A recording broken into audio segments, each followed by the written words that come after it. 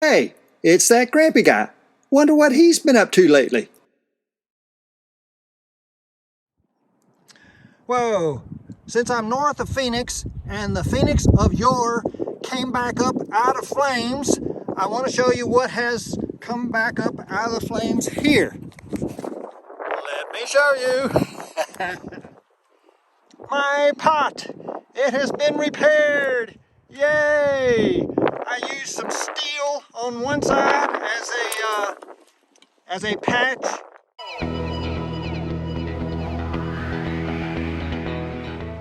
And with some JB Weld, and it's working great. I've already made several pots of coffee out of it. So, also, I wanted to show you with these very strong magnets that the original pot is anodized aluminum, doesn't stick, but these magnets are really strong. Watch.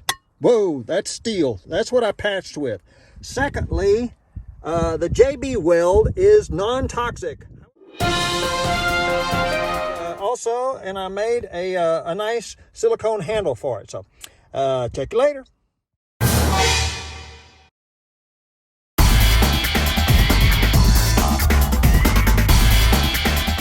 It's that Grampy guy signing off till next time.